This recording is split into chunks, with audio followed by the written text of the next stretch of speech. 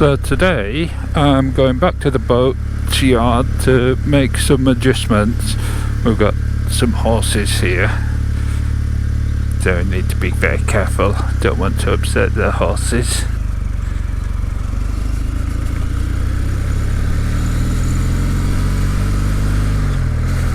It's an absolute glorious day. It is cold, but it's a lovely day for a bike ride and a horse ride. And I'm lucky enough to have been able to do both.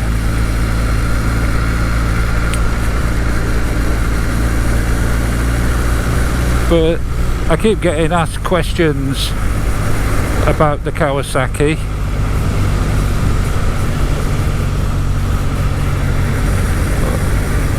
And what's it like? Well, for me, I saw the Kawasaki brand new at Orwell Motorcycles for sale. Obviously, that's what they do, and I loved the look of it. Absolutely loved it.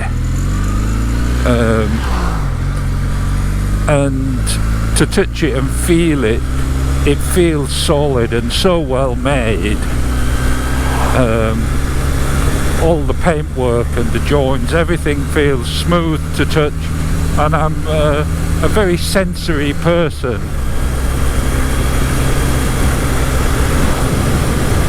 And obviously something like that is important.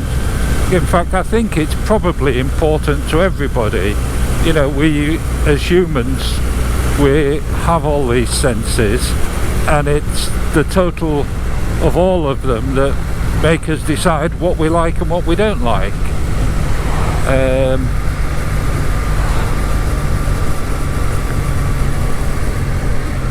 So to look at, to me, and I realise it is individual taste, I think it looks absolutely stunning. I think it looks better than the regular W800. I don't know why. Maybe I think it makes it look more retro as a calf than it does as a roadster type bike. To touch and feel, the paintwork is outstanding on it, and the finish on everything. I mean, typical Kawasaki, you know, they've been doing it a long time now, and they know how to produce good quality products. So those were the first things I noticed.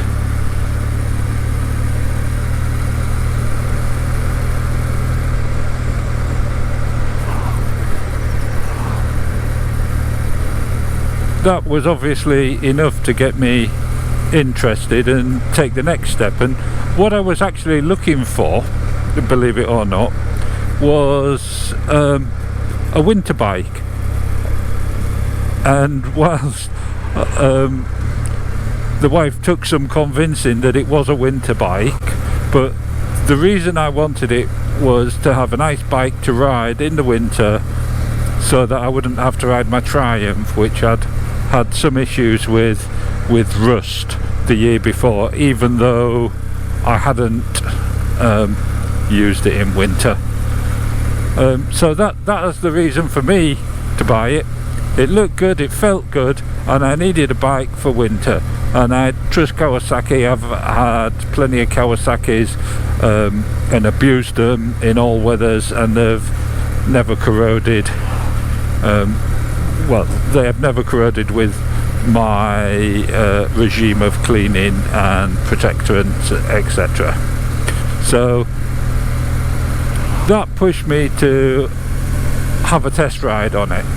Now obviously it was the only one they had, and it was brand new, but it was registered, so I got to have a little ride out on it. And the first thing I realised was that whilst the ace bars made it feel, or look should I say, like it might be a little bit, you know, weight on the wrists and on the hands and a little bit cramped, when I got on it, it didn't actually feel that way. It felt comfortable. So that was a bit of a surprise. A pleasant surprise. The next thing I noticed was, for an 800 twin, the engine was so smooth. It vibrated, it buzzes. Rather than vibrates, it just buzzes. Which I'll come back to later. But the engine is so smooth. Before getting on the bike with the engine running, I listened to it from behind and it makes a beautiful sound, absolutely beautiful. And I understand that Kawasaki invested a lot of time and research and tuning into getting the exhaust note just right, and they've done a fantastic job. But unfortunately, only if you listening to it disappear into the distance. I have considered getting some aftermarket exhausts for it, make it a bit louder, but I haven't been able to find anyone that does any, so there you go, that's out of the window. So out on the test ride, what I found was a very, very silky smooth ride. The engine is just so smooth. It could almost be electric, if electric bikes have gears, and I've never ridden one, so I couldn't really tell you whether they have gears or not, but the engine is that smooth.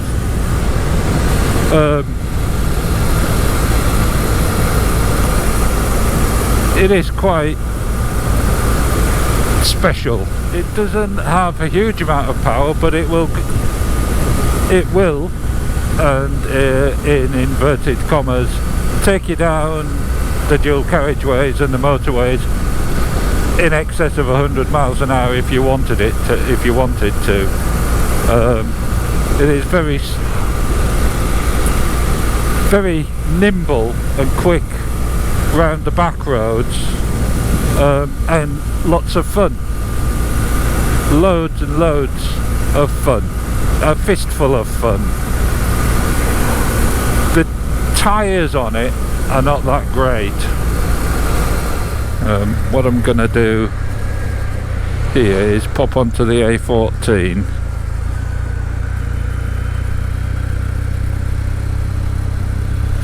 The roads are a little bit skatey still.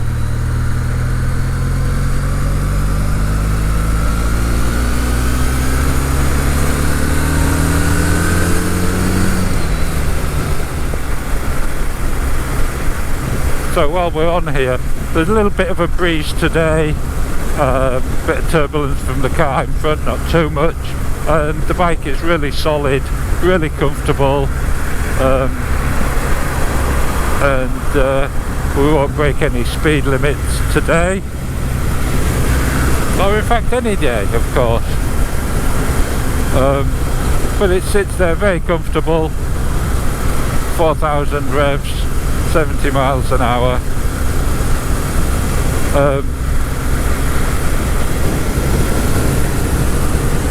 Plenty of power to overtake.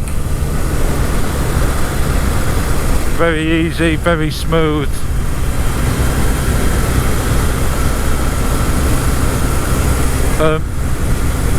And the cockpit here, it's just lovely to look at.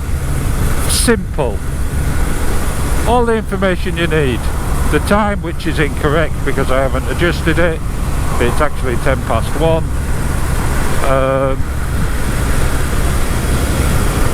You can flick through to the mileage. No fuel gauge, you have a light that comes on when you've got a few miles left, about 50 or something like that. I don't know, because I've never ran it to empty from when it's come on. The economy's pretty good. Again, I haven't worked it out because it's so good, there's no point. It doesn't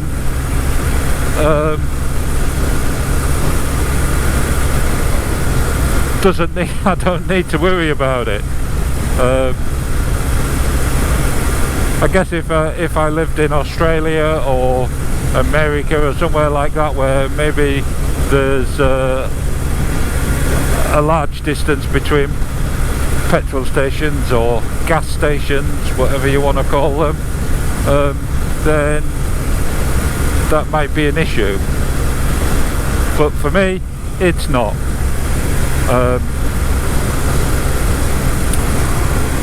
The tyres, now they leave something to be desired.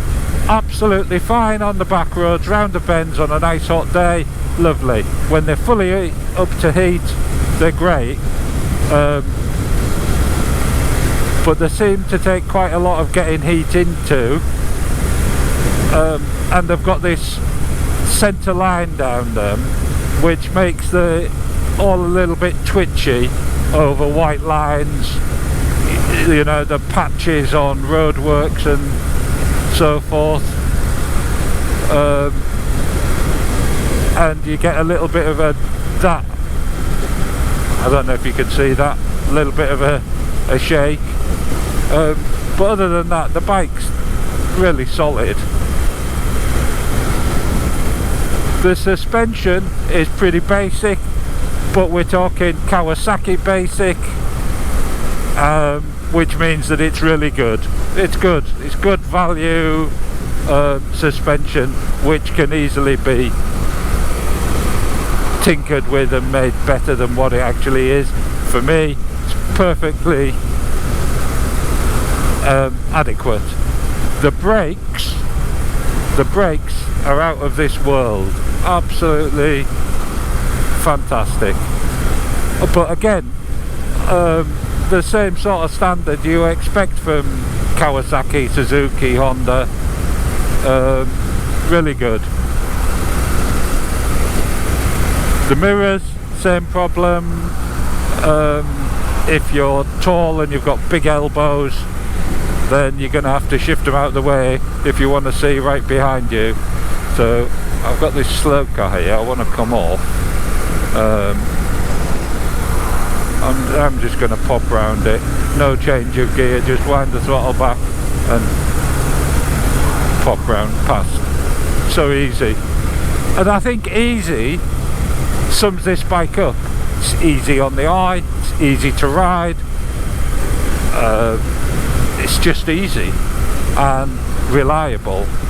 I don't know how many miles I've done on it yet. It'll be due another service shortly.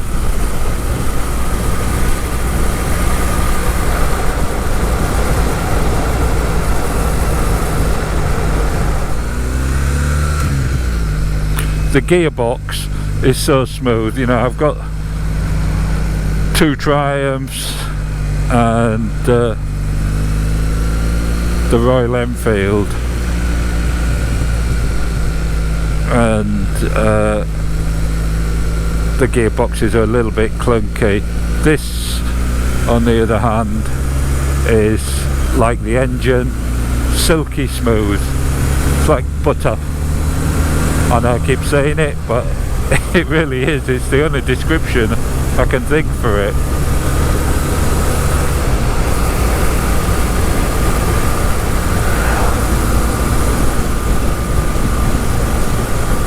Now, these ace bars, they're obviously a little bit narrow, which means you've got to work a little bit on the steering, makes it a bit more twitchy, a little more difficult to hold steady. So in one sense, whilst I would highly recommend it for a complete novice,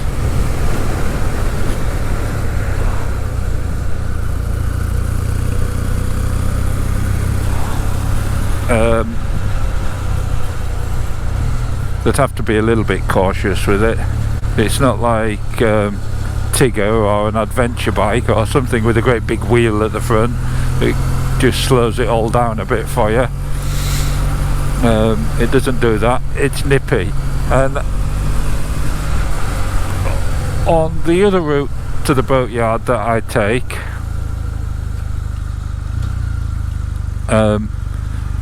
I have had some real fun.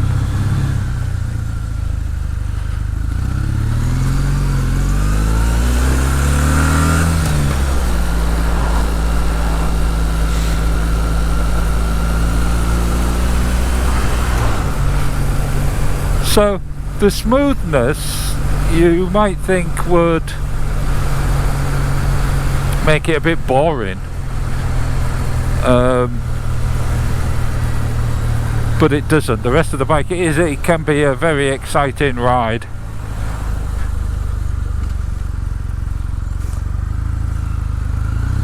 And compared to some other bikes, much safer at the same time. The tyres I'm not going to change because I don't like to waste tyres, and like I say, for me they're fine. I can put up with a little white line in, and on the bends they're fine. They're good tyres, especially in summer.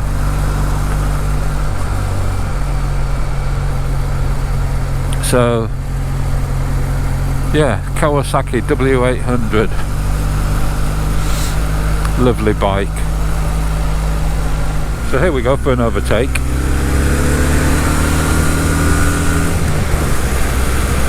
Very easy, so it's not a slouch.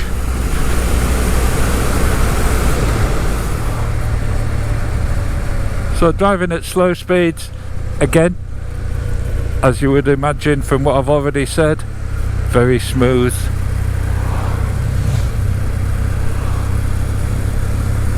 Very easy.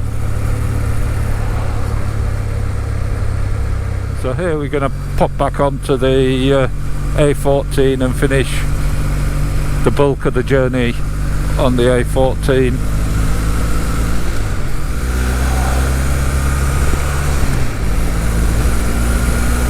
So it's a nice quick blast down the A14 and over the Orwell Bridge. The boring bits.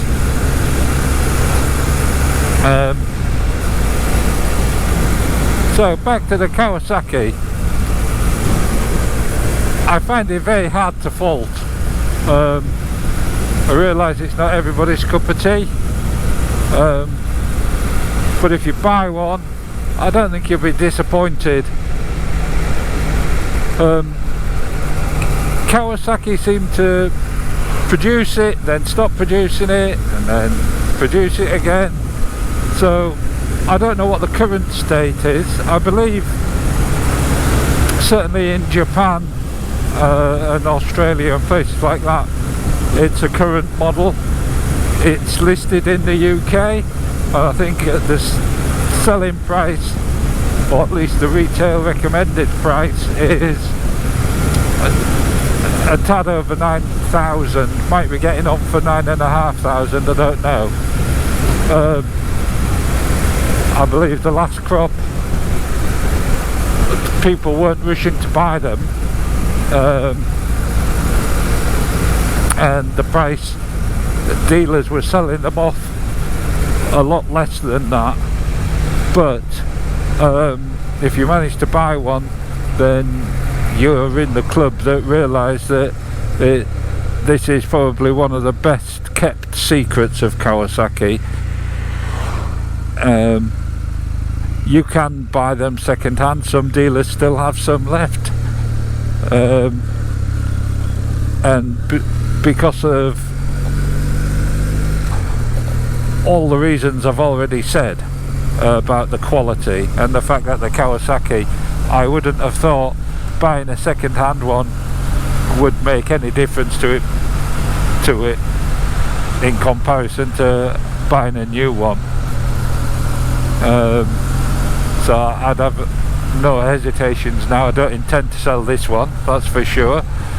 I enjoy it far too much for that.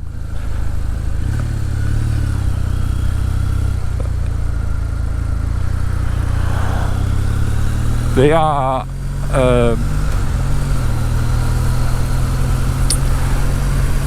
a specialist bike, I think. I don't know how you describe them really. You know, Triumph people don't like them because they think they're a rip-off of a Triumph. They're not. They're just what they are.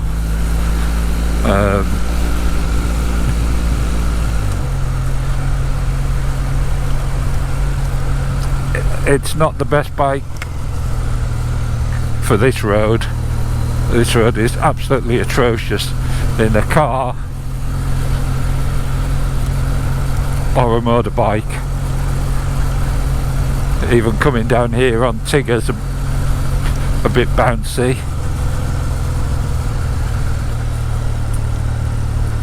I think the trouble is people do exactly what I do, which is come down too quickly. But look at that, what a glorious sight, one of the best sights. Always fills my heart with excitement and glee. And the kitchen's open.